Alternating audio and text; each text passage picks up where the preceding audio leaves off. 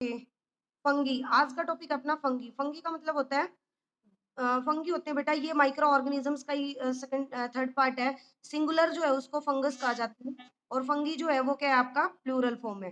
ये non green होती है, मल्टी सेलुलर है और प्लांट जैसी दिखती है, बट इसमें ना तो रूट होती, ना स्टेम होता, ना लीव्स होती, ना ही फ्लावर होते। एक एक्सेप्शन है इसके अंदर, यीस्ट। ये जो है यूनिसेलुलर होता है। इसके बाद हम बात करते हैं इसके जो मल्टी सेलुलर के एग्जाम्पल है, मशरूम, पेनिसिलियम, टोडस्टूल, स्पंज और फंजाई, मोल्ड एंड मिल्ड्यू। इसमें न्यूट्रिशन की बात करते हैं तो ये सेप्रोफाइटिक और पैरासाइटिक न्यूट्रिशन ड्राइव करता है। सेप्रो डेड डिकेइंग मैटर से लेना और पैरासाइटिक होस्ट बॉडी से लेना। ये जो है प्लांट में, एनिमल में और ह्यूमन बीइंग में बीमारियां भी क्रिएट करते हैं, डिजीज भी क्रिएट करते हैं। रिप्रोडक्शन की बात करते हैं तो एसेक्सुअल तरीके से रिप्रोड्यूस करते हैं। बडिंग प्रोसेस, बडिंग का मतलब कि अपनी बॉडी के साइड में एक बर्ड प्रोड्यूस करते हैं। After getting mature it detach from the parent body and became independent nuclei. ठीक है, और ये इंडिपेंडेंस बन जाता है। एक स्पोर फॉर्मेशन, स्पोर के द्वारा भी ये क्या करते हैं, अपने आप को रिप्रोड्यूस करते हैं। इसके बाद नेक्स्ट जो है हमारा बेटा वो है अलगई। अलगई क्या करती है, अलगी जो है वो भी एक ग्रीन कलर की यूनिसेलुलर माइक्रो ऑर्गेनिज्म है और मल्टी भी हो सकती है। ग्रीन कलर है किसकी वजह से, क्योंकि इसके अंदर क्या होता है, क्लोरोफिल होता है। क्लोरोफिल की वजह से ये क्या होती है, ग्रीन होती है। इसके बाद हम बात करते हैं इसमें, इसके अंदर ब्रांच होती हैं लेकिन रूट, स्टेम और लीव्स नहीं होती। ये एक मतलब शीट की तरह, स्लीपर लाइक शीट की तरह स्टेगनेंट वाटर के ऊपर जमी हुई रहती है, खड़े पानी के ऊपर आपको जमी हुई नजर आएगी। काई जिसको बोलते हैं। रहने की जगह पूछें तो इसकी रहने की जगह पानी, पानी के अंदर रहते हैं ये। पानी के अंदर पौंड, लेक, सी, ओशन वाटर जो है इनके अंदर, और जो चट्टानें होती हैं गीली उनके ऊपर भी। और वाटर के अंदर इसको ग्रास ऑफ वाटर कहा जाता है। ठीक है, इसके बाद पिगमेंट, तो बेटा ग्रीन कलर है तो क्लोरोफिल की वजह से है। इसके अलावा ब्लू, रेड, ब्राउन कलर में मिलती है। ग्रीन के एग्जांपल हैं आपके क्लेमेडोनोमस, वॉल्वेक्स, पेरोगेरिया। और अगर रेड और ब्राउन के एग्जांपल लें तो अपने फ्यूकस, लेमिनेरिया। और इसके रेड के एग्जांपल लें तो ग्लेडियम और पोलिस सिफोनी। इसके बाद हम इसके बात करते हैं न्यूट्रिशन की, भाई पोषण कैसे होता है, तो ये ऑटोट्रॉफिक होती हैं, फोटोसिंथेसिस के द्वारा अपना न्यूट्रिशन लेती हैं। इसके बाद नेक्स्ट जो हमारा वो होता है प्रोटोजोआ। प्रोटोजोआ जो है बेटा वो मोस्ट प्रिमिटिव और सिंगल सेल्ड ऑर्गेनिज्म है, माइक्रोस्कोपिक है, बहुत छोटा है। और इसके एग्जांपल अमीबा, पैरामीशियम, एंट अमीबा, प्लाज्मोडियम आते हैं। ये बेटा सिंगल भी रह सकता है और कॉलोनीज में भी। इसके अंदर बात करेंगे जैसे कवरिंग की, तो इसके बाहर की जो कवरिंग है उसको हम बोलते हैं पेलिकल्स। मूवमेंट की बात करें तो ये फ्लैगिला और सीलिया के द्वारा करता है। फ्लैगिला तो इसके अंदर दिखा रखा है आपको यूग्लिना में, और ये जो है सिलिया किसमें दिखा रखी है मैंने, पैरामीशियम के अंदर। Paramecium means hair like structure, इनको सिलिया कहते हैं, जिनके द्वारा मूवमेंट करता है। और यूग्लिना के अंदर ये फ्लैगिलिला से, जैसे ये जो पार्ट दिखा रखा है इसको फ्लैगिला बोलते हैं, ये मूव करता है। न्यूट्रिशन की बात करें तो ये होलोजोइक न्यूट्रिशन है, क्योंकि हेटेरोट्रोप है ये, पैरासाइटिक नेचर का होता है। तो होलोजोइक हेटेरोट्रोपिक न्यूट्रिशन है और पैरासाइटिक दूसरी बॉडी से भी लेता है, होस्ट बॉडी से भी। ये भी डिजीज क्रिएट करता है ह्यूमन बींग्स और एनिमल्स के अंदर। इसके बाद नेक्स्ट है अपना वायरस। वायरस सबसे छोटा और सिंपलेस्ट ऑर्गेनिज्म होता है। इसके अंदर डीएनए और आरएनए मिलते हैं। इसकी जो कोट है वायरस के बाहर की, वो डीएनए और आरएनए की होती है, और साथ में ये क्रिस्टल शेप का होता है। और लिविंग बॉडी के बाहर जब रहता है तो ये इनएक्टिव रहता है, बाहर मतलब कोई भी लिविंग प्रॉपर्टी शो नहीं करता। लेकिन अपनी संख्या को कब बढ़ाता है, जब बॉडी के अंदर रहता है। हार्मफुल इफेक्ट्स हैं इसके ऑलवेज। इसको हम नेक डाइट से नहीं देख सकते, इसको देखने के लिए सिंपल माइक्रोस्कोप भी यूज नहीं कर सकते। इसको देखने के लिए हमें इलेक्ट्रॉन माइक्रोस्कोप का ही यूज करना पड़ेगा। एक ये ना लिविंग और नॉन लिविंग के बीच में कनेक्टिंग लिंक का काम करता है। क्यों? क्योंकि ये बॉडी के अंदर है जब तो लिविंग है, और बॉडी के बाहर है जब ये नॉन लिविंग है। अब हम इसके यूज पढ़ते हैं कि भाई जो माइक्रो ऑर्गेनिज्म है उसके क्या यूज है, किस लिए हमारे लिए यूजफुल है। तो एक तो बेटा फूड इंडस्ट्री की बात करें तो ये कर्ड बनाने में, जैसे लैक्टोबैसिलस नामक बैक्टीरिया जो है दूध को दही में बदल देता है। पिकल्स, अचार में, फ्लेवर, फ्लेवर का मतलब कलर देने में। और वाइन और विनेगर, जो शराब और जो सिरका होता है वो बनाने में। चीज, पनीर बनाने में। बिवरेजेस, पेय पदार्थ बनाने में। Tenderness of the meat, meat की जो हार्ड सरफेस है उसको सॉफ्ट बनाने में यूज किया जाता है। इसके अलावा हम बात करते हैं अलगी को भी हम फूड के रूप में खाते हैं। अलगी जैसे फिश फीड्स फूड, जो मछलियां हैं वो अलग ही खाती हैं फूड के रूप में। कैटल फीड, जानवरों को भी हम देते हैं। अगर अगर ये एक ऐसी प्रकार की अलगी है बेटा जिसको हम जैसे जेली, जैम, सॉस वगैरह होते हैं ना, उनके अंदर डालते हैं। और आइसक्रीम के अंदर फ्लेवर देने के लिए भी हम अलगी का भी यूज करते हैं, और उसको फ्लफी बना उसको उसको उसके ऊपर क्रीमिश जो लेयर होती है उसके अंदर भी हम एल्गी डालते हैं। ह्यूमन भी अलगी खाते हैं, और ह्यूमन जिस एल्गी का जो खाते हैं वो होते हैं कोरेला, ये हमें प्रोटीन देती है।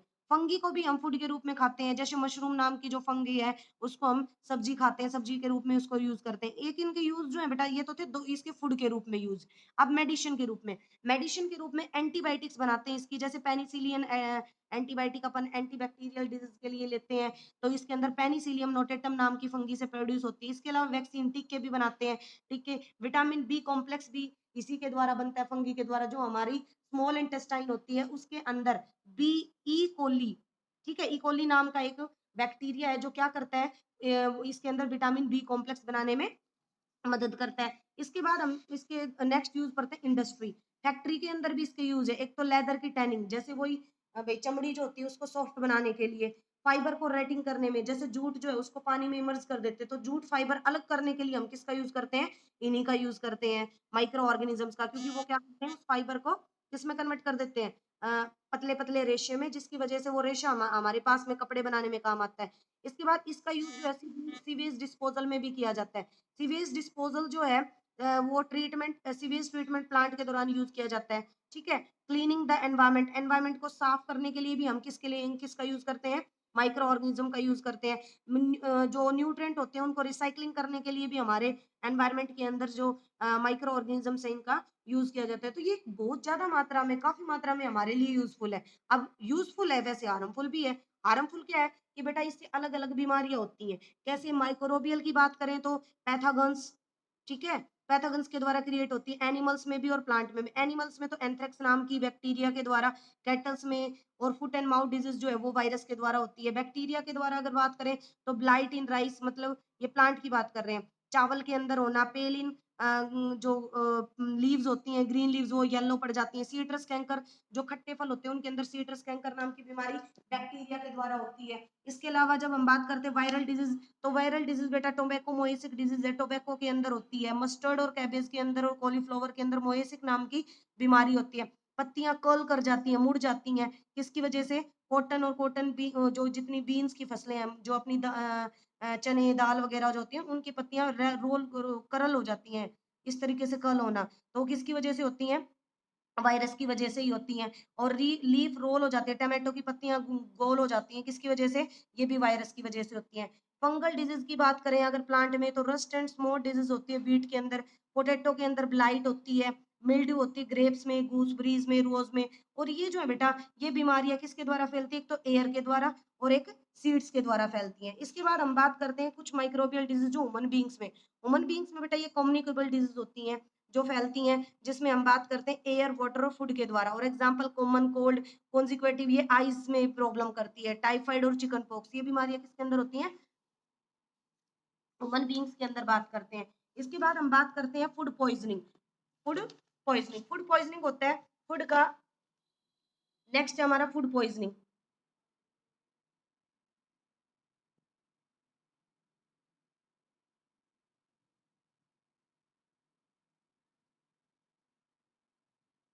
फूड पॉइज़निंग जो है जब हम किसी कंटामिनेट फूड को कंज़प्ट करते हैं। कंटामिनेट का मतलब दो जो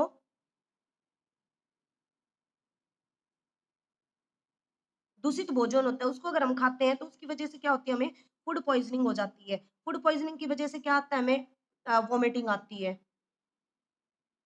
उल्टी आना या डायरिया, दस्त लग जाना, ठीक है? तो ये क्या करते हैं, इन जो फूड में केमिकल्स होते हैं वो हमारे फूड को क्या कर देते हैं, पॉइज़नस बना देते हैं, जिसकी वजह से हमें उल्टी और डायरिया, दस्त लग सकते हैं, तो वो भी हमारी इलनेस का एक कारण है। तो इसके लिए बेटा हम कुछ फूड प्रिजर्वेटिव यूज़ करते हैं फूड को कंटामिनेट होने से बचाने के लिए। Food preservative. फूड प्रिजर्वेटिव कौन-कौन से अगर हम उनकी बात करें, तो बेटा फूड प्रिजर्वेटिव, सबसे पहले फूड प्रिजर्वेटिव होते क्या हैं? Food preservative are the chemicals that used to reduce the effect of किसका? डिजीज़ कॉजिंग माइक्रोब या फिर germs that spoil the food. ये वो केमिकल्स हैं जो हमारे फूड को स्पॉइल होने से बचाते हैं। क्या करते हैं ये क्या करते हैं? To prevent the food from spoilage.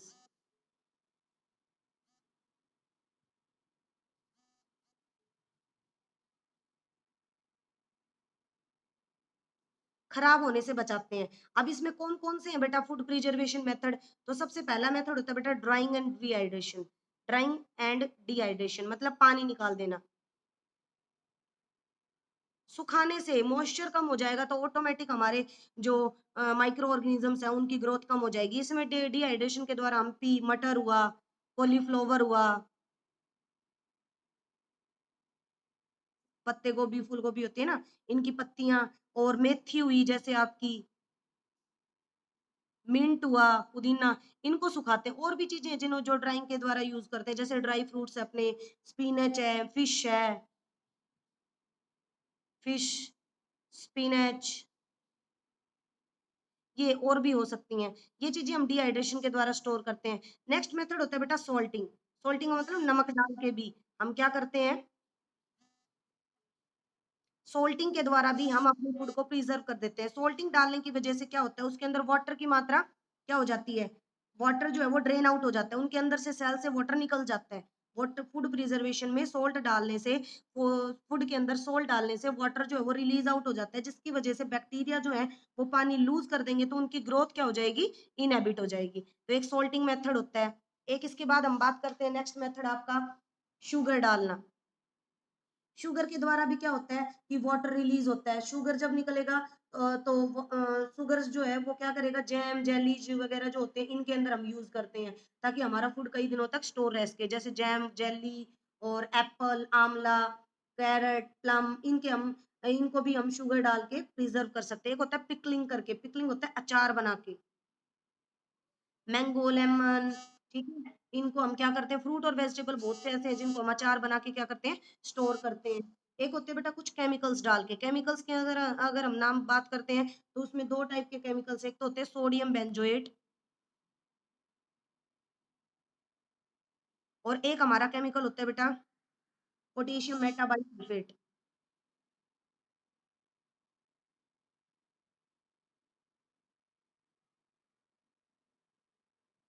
ये जो 2 केमिकल्स हैं, ये हमारे फूड के अंदर फूड को क्या करते हैं, प्रिजर्व करके रखते हैं, जैम, जेली, सॉस वगैरह। एक होता है बेटा पेस्चराइजेशन मेथड।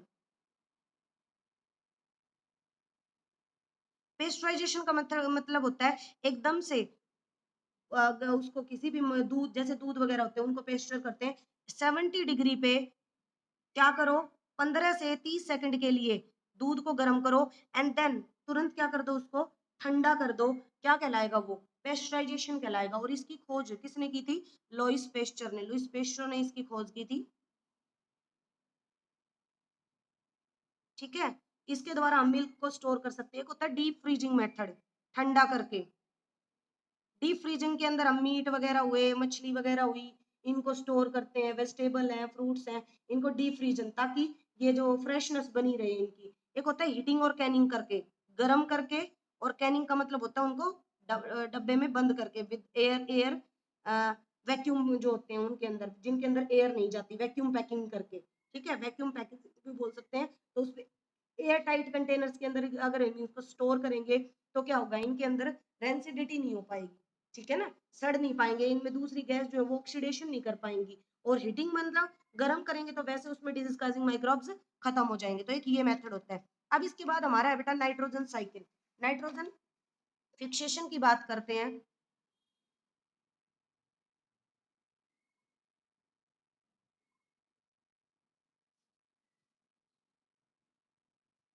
नाइट्रोजन फिक्सेशन जो है बेटा वो एटमॉस्फेरिक नाइट्रोजन जो है 78% है, और वो क्या है, इतनी की इतनी बनी रहती है। ठीक है, वो कम नहीं होती, किसकी वजह से, वो नाइट्रोजन साइकिल की वजह से। इसमें क्या क्या होता है, सबसे पहले एटमॉस्फेरिक नाइट्रोजन जो है वो फिक्स की जाती है नाइट्रिक एसिड के रूप में, नाइट्रेट्स के रूप में मिट्टी में। सबसे पहले जब रेन आएगी तो रेन के अंदर जो नाइट्रोजन गैस है वो वाटर के साथ मिक्स होके नाइट्रिक एसिड बनाएगी, और ये नाइट्रिक एसिड जो है वो हमारा मिट्टी के अंदर मिक्स हो जाएगा, जो हमारी सरफेस होती है उसके अंदर मिक्स हो जाएगा। और वहां पे जो नाइट्रीफाइंग बैक्टीरिया है, जैसे हम नाइट्रीफाइंग बैक्टीरिया की बात करते हैं, एजिटोबैक्टर जैसे आपका,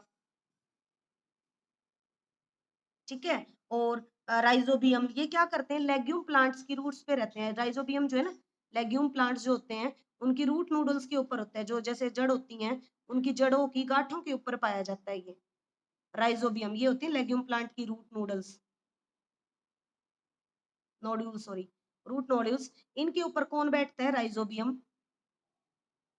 ये क्या करता है? जो एटमॉस्फेरिक नाइट्रोजन है उसको किस में कन्वर्ट कर देता है? नाइट्रेट्स में बदल देता है। और ये नाइट्रेट इजीली फिर जो आपका प्लांट है वो ले लेता है और क्या बनाता है? प्रोटीन बनाता है।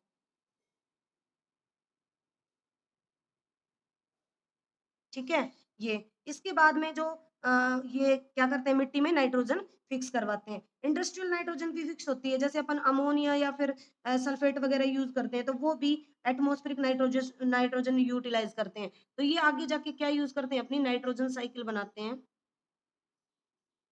नाइट्रोजन साइकिल क्या होती है? Cycling movement of nitrogen between, cycling movement of nitrogen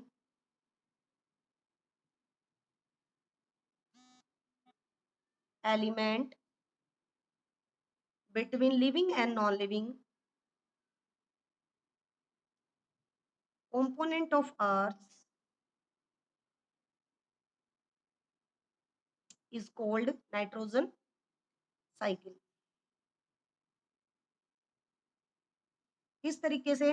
सबसे पहले नाइट्रोजन जो है वो फिक्स की जाती है नाइट्रोजन फिक्सेशन के द्वारा, जिसमें मैंने ऊपर बताया राइजोबियम और ये जो एजोटोबैक्टर है ये नाइट्रोजन फिक्स करेंगे। ठीक है, वो nitrogen fix, atmospheric nitrogen, atmosphere में जो नाइट्रोजन है वो फिक्स होगी, और एटमॉस्फेरिक नाइट्रोजन फिक्स होने के बाद नाइट्रोजन एसिमिलिएशन होगा, नाइट्रोजन एसिमिलिएशन होगा।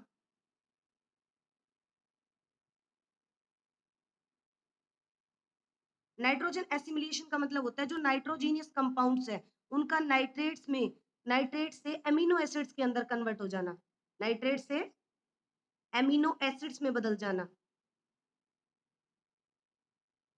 और ये क्या कहलाता है? इसमें एमिनो एसिड्स के अंदर इनको नाइट्रोजन एसिमिलेशन कहलाता है। इसके बाद होती है बेटा अमोनोफिकेशन। अमोनोफिकेशन के दौरान जो प्रोटीन्स हैं, प्रोटीन के कंपाउंड्स हैं, वो फर्दर किस में टूट जाते हैं? फर्दर चेंज हो जाते हैं, protein compound change into ammonia, ये अमोनोफिकेशन कहलाती है। ठीक है, इसके बाद होता है बेटा नाइट्रिफिकेशन।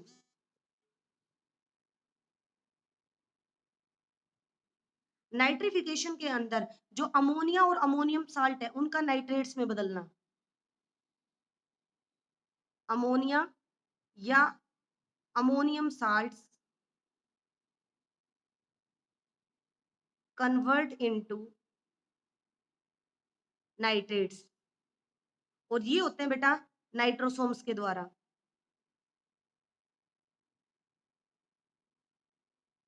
ठीक है, नाइट्रोसोम्स जो है या नाइट्रोबैक्टर बोल सकते हैं इसको,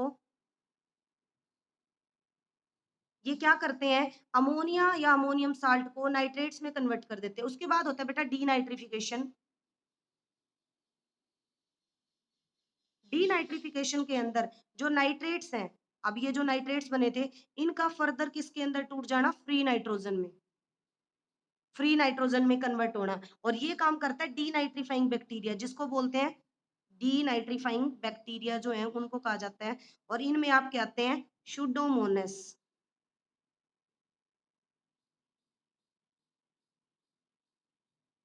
ये डीनाइट्रिंग बैक्टीरिया, ये फर्दर उस नाइट्रोजन को किसमें कन्वर्ट कर देता है? Free nitrogen. फिर सुनो क्या होता है? सबसे पहले नाइट्रोजन फिक्सेशन होता है राइजोबियम के द्वारा, राइजोबियम भी हो सकता है या फिर लाइटनिंग के द्वारा भी हो सकता है, कोई भी प्रोसेस है जिसके द्वारा नाइट्रोजन फिक्स होगी। तो एक तो लाइटनिंग प्रोसेस होती है, एक राइजोबियम होते हैं, एक आपके नाइट्रोजीनियस जैसे एजिटोबैक्टर बैक्टीरिया, ये क्या करते हैं? मिट्टी में नाइट्रोजन फिक्स करेंगे। नाइट्रोजन फिक्स होने के बाद नाइट्रेट्स में कन्वर्ट होकर एमिनो एसिड्स में बदलेगी। एमोनोफिकेशन के दौरान वो जो प्रोटीन्स हैं वो अमोनिया में बदल जाएंगे, और अमोनियम और अमोनियम सोल्ट्स जो है वो किस में कन्वर्ट हो जाएंगे? नाइट्रिफिंग बैक्टीरिया के द्वारा नाइट्रेट्स में, जो कि नाइट्रोसोमेनस करेंगे। फिर उसके बाद नाइट्रेट्स जो है वो फ्री नाइट्रोजन में कन्वर्ट हो जाएंगे डीनाइट्रीफाइंग बैक्टीरिया के द्वारा, जैसे सुडोमोनास।